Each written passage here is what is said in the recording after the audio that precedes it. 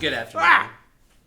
Who the heck are you? I'm you, but from an alternate timeline and universe spun off from possible choices you could have made in your timeline and universe, but that I actually did make in mine. But I thought I was dead. Didn't I just fall out of a tree? So yes, a version of us died, but you are actually a Dr. Jordan breeding variant who appears similar, but under the laws, in fact, quite different. You got sent here before you hit the ground, falling out of that tree. Oh, nice.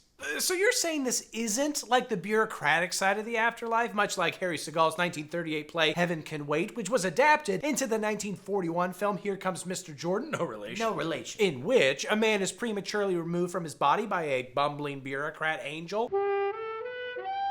That's what I'm trying to explain. This isn't a bureaucratic afterlife office. This is a bureaucratic multiverse office. Like in Loki? That's a fictional TV show, and this is real life.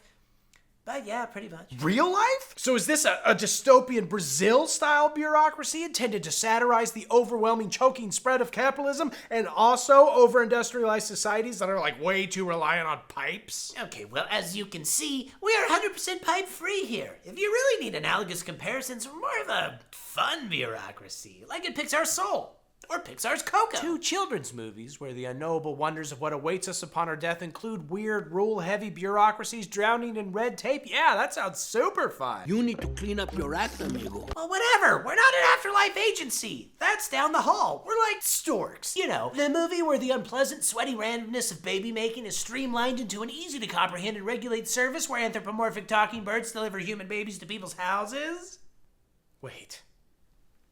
Is that not how babies are made? Or like how in the Tooth Fairy movies, the lost teeth of children sustain an entire cottage industry surrounding the creation and distribution of not always legal magical supplies. Who do I talk to? Because I want to file a complaint. Okay, so again, like how Marvel took the incredibly complex concepts of free will, modality, and the nature of time and streamlined them into highly palatable blockbuster movies and streaming shows like Loki? Oh my god, dude, you are not in the Loki show, okay? This is absurd. This place is more like Spirited, transforming miraculous, life-altering visitations by Christmas spirits into incredibly calculated attempts to hit several KPIs, streamlining the epiphany process so they can be better replicated for maximum effectiveness and Yuletide cheer. Are you texting HR? No. You know, it is weird that every third kid's Christmas movie features Santa operating as the CEO of an incredibly complex business operation in the North Pole, like in the Santa Claus movies or Arthur Christmas or Santa Inc. Santa Inc. is not for kids. And also, it's terrible. Why? Because they try to show that turning the magic of Christmas into a bureaucratic nightmare would be extremely lame?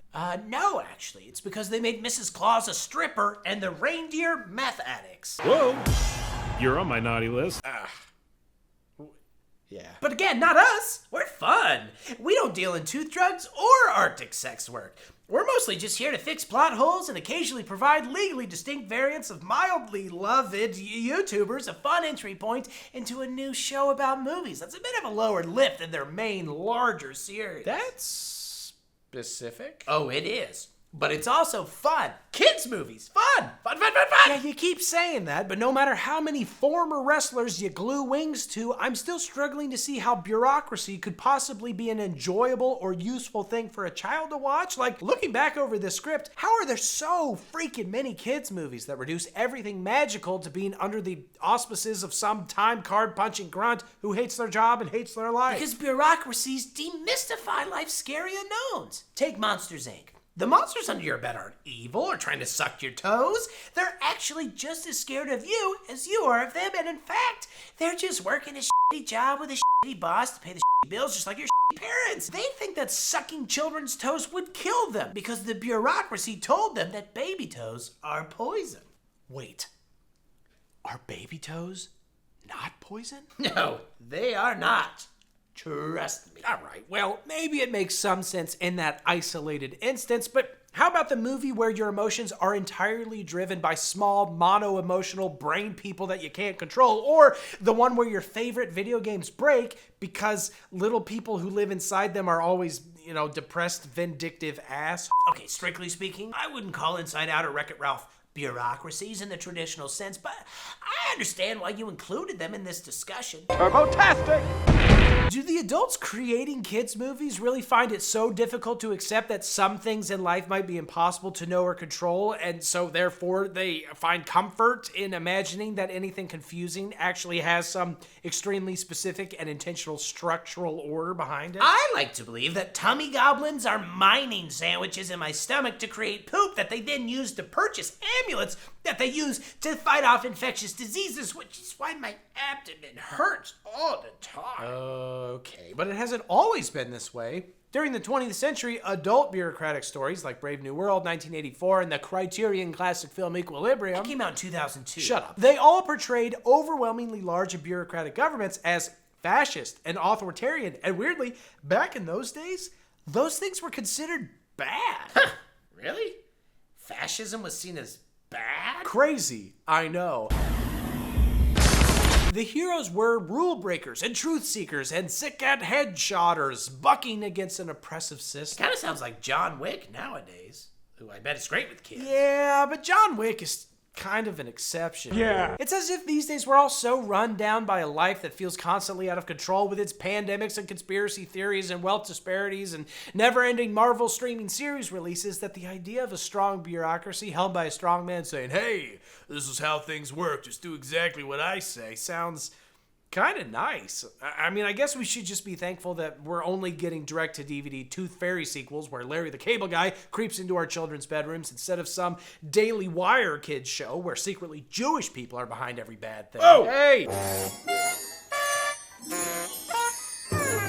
Well, when you put it that way, maybe we're slowly returning to how things were like 6,000 years ago. Like, instead of movies about how all luck is hand-built by literal leprechauns in a sky factory, people were just like, corn's bad, must have pissed off corn god. Hey, it's raining. Rain god sad. Found a cute puppy. Thank you, dog god.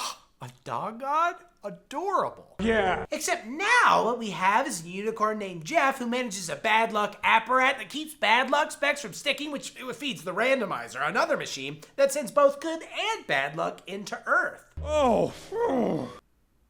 I think you lost the thread there at the end, but I think I agree. Yeah, sorry. It's hard to keep everything straight in my brain after talking to like a million variants of myself. A million? At least. That's insane. Hey, by the way, what are we calling this show? I don't know, how about Dr. Jordan Breeding's Movieverse of Madness? So Dr. Jordan Breeding's MOM?